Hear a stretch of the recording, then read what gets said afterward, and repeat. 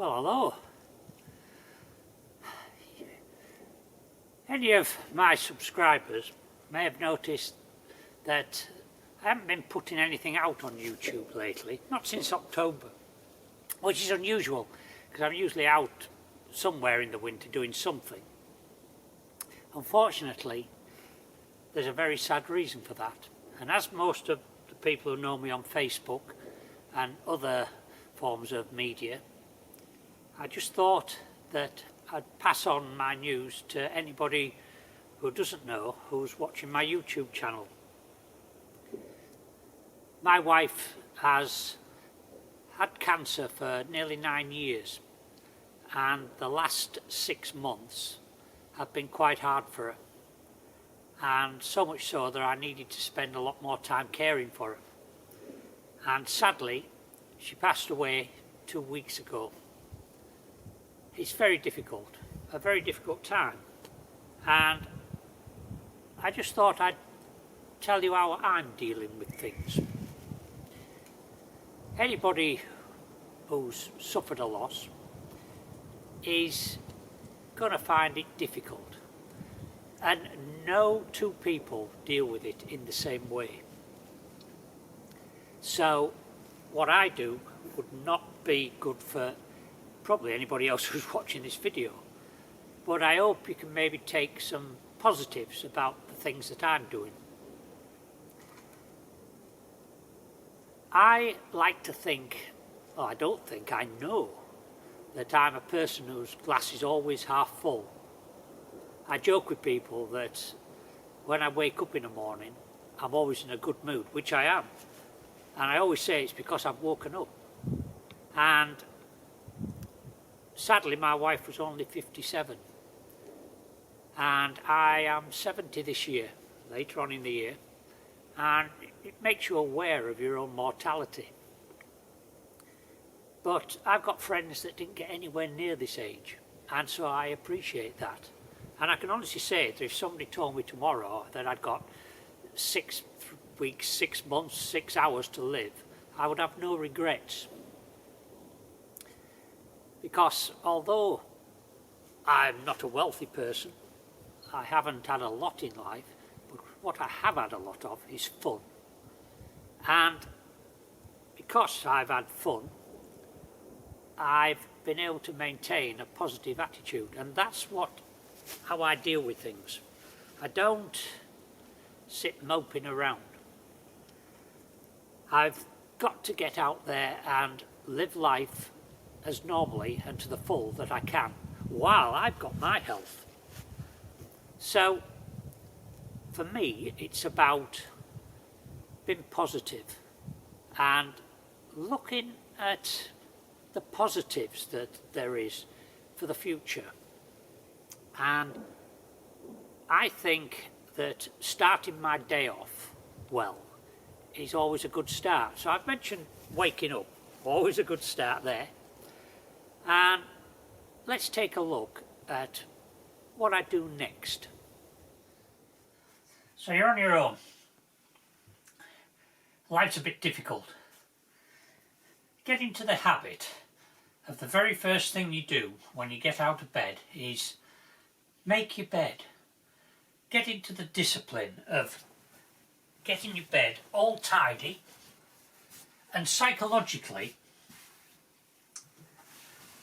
by doing that, you've started the day off on a positive note, and that gives you more chance of everything else you do through the rest of the day having a positive effect on you. It's not so easy to do if there's 2 or 3 of you living in the house. There is 2 in this house. The other one's called Smudge, the cat, and there's a bit of an indentation just down there which he has left. So I'm going to smooth that out, and then I'm going out into the world knowing that my bed is pristine and ready for the evening, and it just makes me feel so much better in myself looking at that. Right, on to the next job. After we've got rid of Smudge's indentation. So as you can see, we're up and about, and we're ready to face the day. I have this thing about trying to keep reasonably healthy. I don't do ill healthy really. I eat a load of crap and probably drink too much. Nothing like I used to, because you'll find that as you get older, drinking alcohol just, you can't process it anymore. And you wake up in the morning and wish you'd never done it, and you suffer for 3 days. Unlike a teenager who'll get up and within a couple of hours they'll be back to normal. So coming out here doing these videos helps, and one of the important things that is good advice for anybody who's suffering a bereavement is talk to people. You might not feel like talking to people, but talking to your friends, talking to your family, talking to total strangers, which is what I'm doing here, it helps. It helps you process this change in your life. And I have been so cheerful for the last week, but inside you've got this pain, and it won't go away, but it will ease over the years. I know, because I've suffered pain like this in the past, and I'm fortunate that I know I'm a person who can deal with adversity with a smile on my face. I think my only issue with adversity is when I'm doing it with other people. Not really a very good team player, but later in the year I'm going to try and improve that, and I won't tell you what I'm doing yet, but yeah, I'm going to have to be a team player later in the year. So I find that getting out in the woods and having a jog around, I'm not just jogging, I'm walking, I'm stopping, I'm taking time, and for me this is the perfect environment to de-chill and take my mind off what's happening in the background.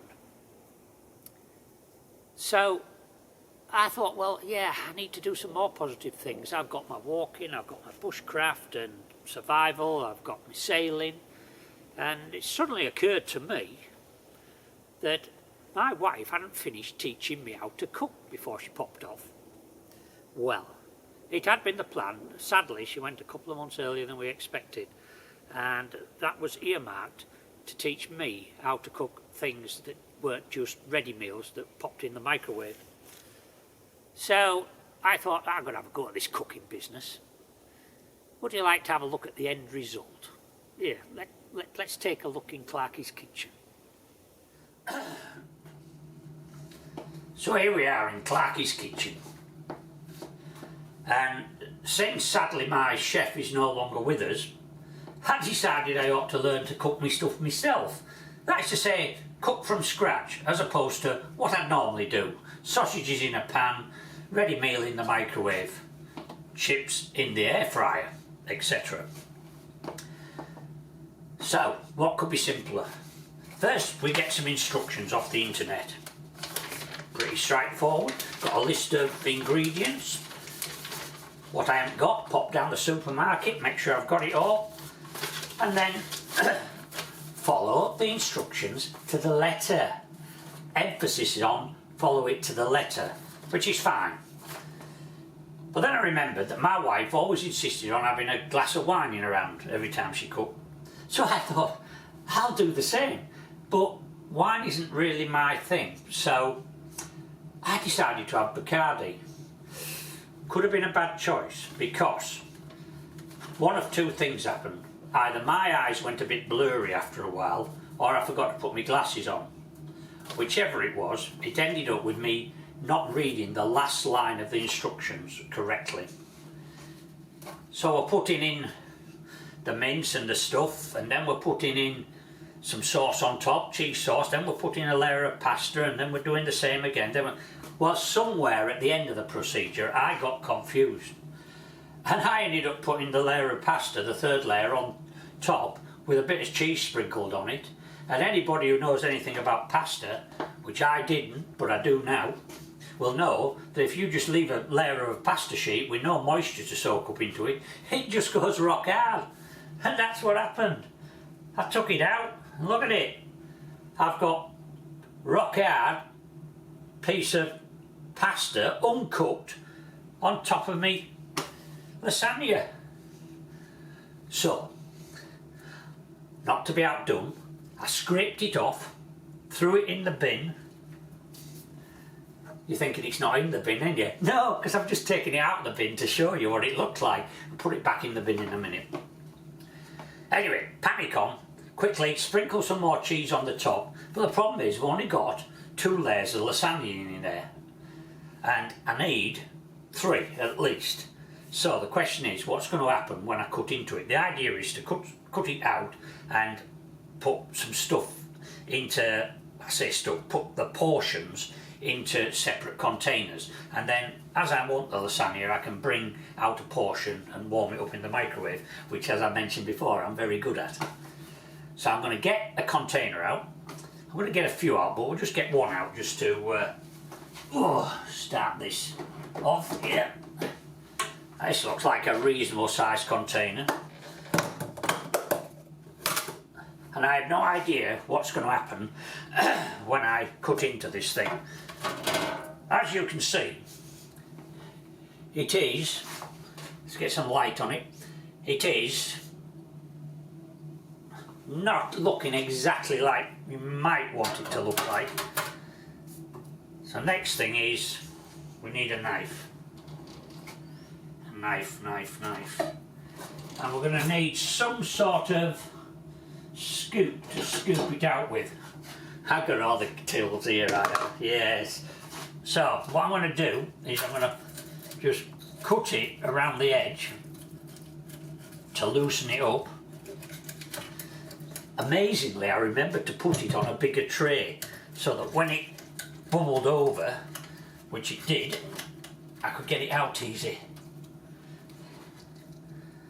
Okay, so how many pieces do you reckon? Down the middle, and then maybe 6 pieces. 6 pieces altogether, so 6 portions. I'm tempted to eat that. Well, it looks sort of appetising. Now then, which bit shall I try and take out first? I tell you what, I'm going to have a go at getting this middle bit out. I should do the edges first, but I just want to get a decent portion out to show you. Oh, this is it. We're going to lift. There we go. I haven't cooked that bit there. Now where's my knife? Got that around there. I tell you, forget all this MasterChef business. Have you noticed that when they do it on the telly, everything goes perfectly? Yeah, well, they've been at it for years. I've been at it for a few hours. Oh, right, okay. So, I don't know what to make of this. Here, I'm going to try and bring it over there, and it looks it's a bit dark, isn't it? It looks a bit better from that angle. And we're going to pop that in there. Chuck a bit of the sauce in with it. Well, it might not look appetising, but it's edible, I think. Anyway, I'm going to give it a go later on with a little bit of salad and see what happens. So, if you're going to start this cooking business, my tip is make sure you read your instructions properly. Do not drink Bacardi while you're cooking, and if things go wrong, don't be deterred, because life is full of things that go wrong, and what you've got to do in those situations is you've got to take a big breath, slow down, take 10 seconds, compose yourself, and go again. While you were looking at that, I thought I'd move on a little bit. I'm actually taking a trip down sort of memory lane. It's part of a little walk that my wife used to love doing. Ever since one morning we came face to face with two very big foxes. And did they run off? No. We stood still, they walked towards us on the track. They then skipped around a couple of trees to our left, and they carried on, back down that track there, as though we'd never been there. And it's those sort of moments, if you enjoy wildlife and you enjoy the countryside, that you cherish. And so, if we ever came to this area of the woodland, my wife would always insist on coming this way. And did we see any more foxes? Nah, that was it. And that was 5 years ago.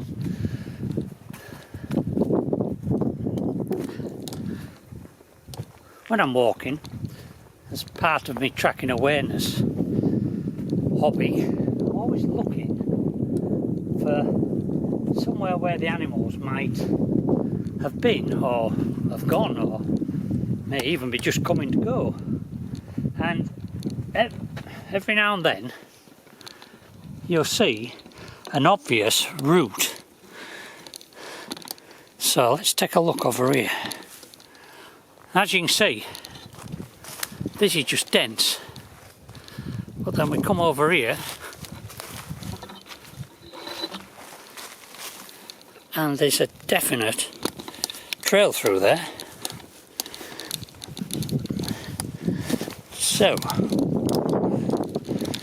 what am I going to do?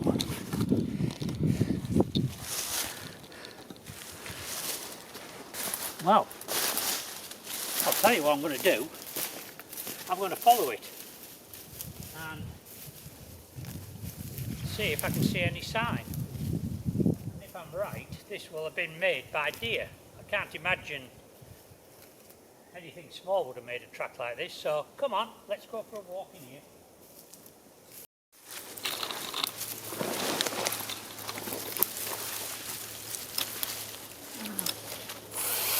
Oh, fucking hell. Oh. That wasn't good.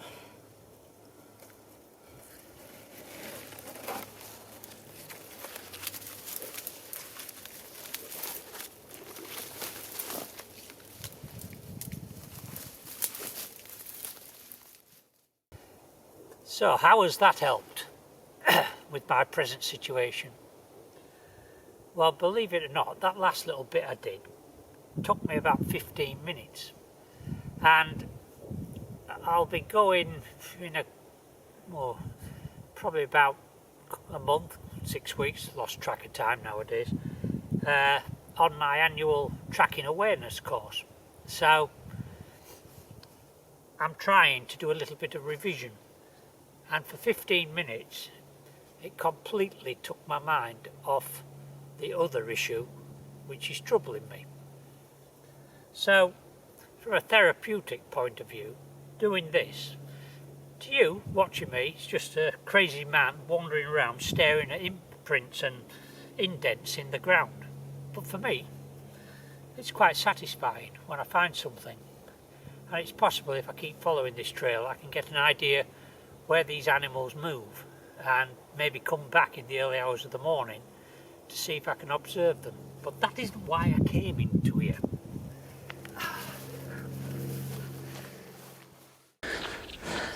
So what we're doing here is something to lighten my day up, so I'm not just dealing with serious stuff. And I'm testing my latest piece of equipment. And the problem is making sure that you don't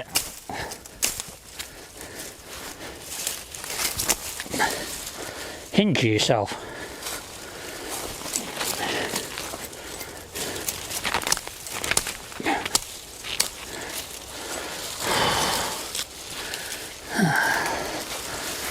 Keeping the blade going away from me at all times.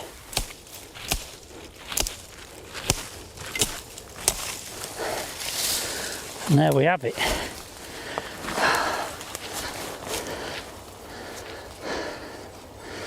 Right. Okay, so before I come any further, I'm just going to put this tool away and then I'll come and explain to you what I'm doing. Oh.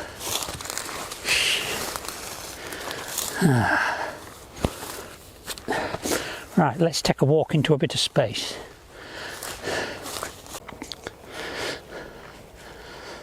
So now we're safe-ish, sat down. I'm not likely to trip over and fall on this damn thing. I'll take it out the scabbard. You'll see the scabbard's designed so that you can open it. The sharp end is down here, and you can then slide it out safely without risking your fingers. Once I get it out, I'm just going to put this little strap on there. I haven't done that right, but anyway.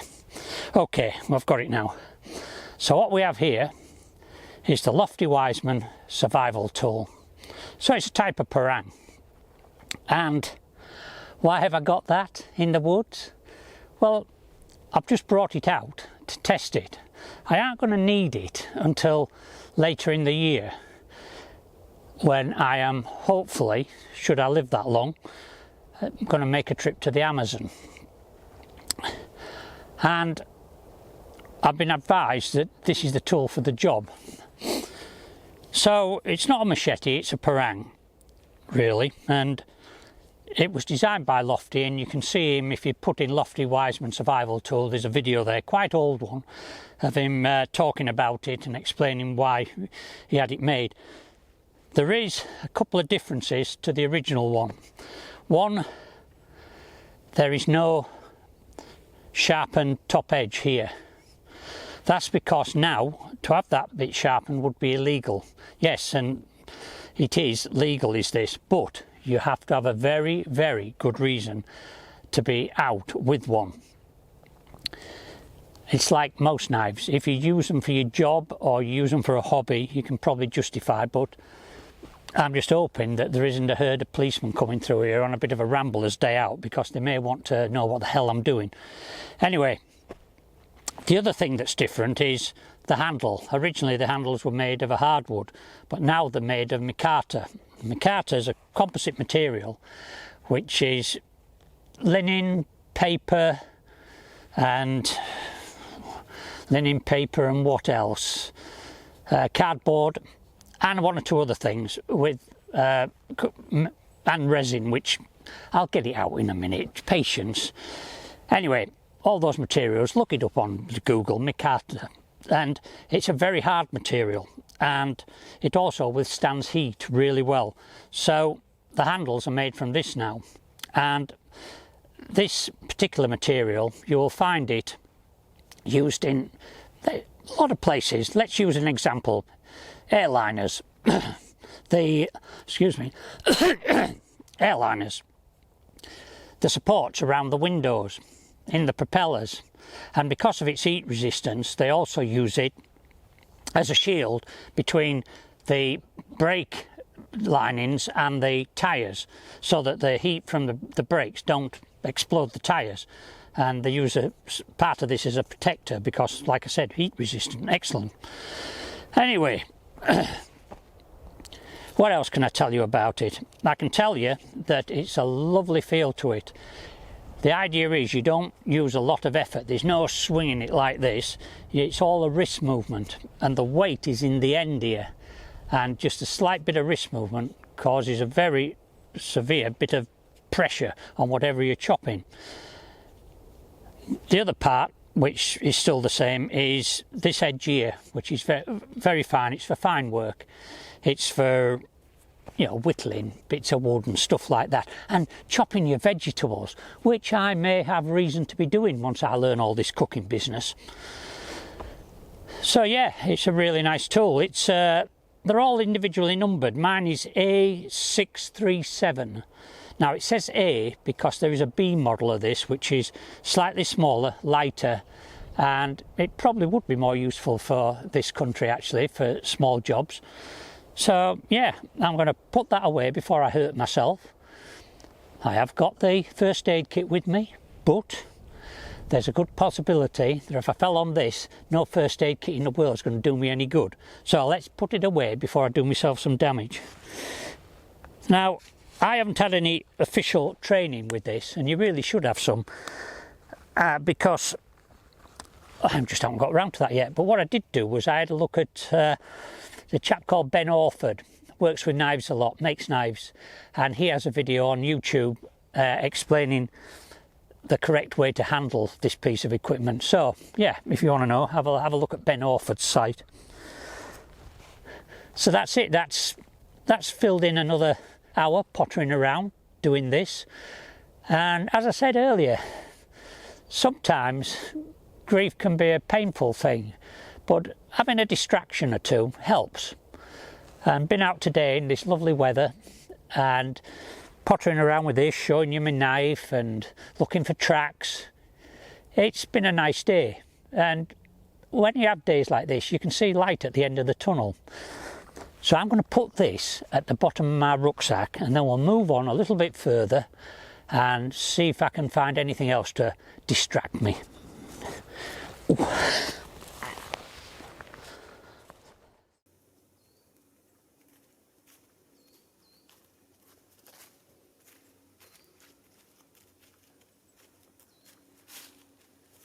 Well, that's it for this trip. I'm almost back at the car, but there's something very important I have to do, because up to this point I haven't mentioned my wife's name. Her name was Marie, and we had so many fantastic adventures and memories that it's going to be difficult going forward without her. And people have said, what are you going to do? I said, well, I'm going to sulk, I'm going to cry a bit, feel sorry for myself a little bit, and then I'm going to give myself a kick up the arse.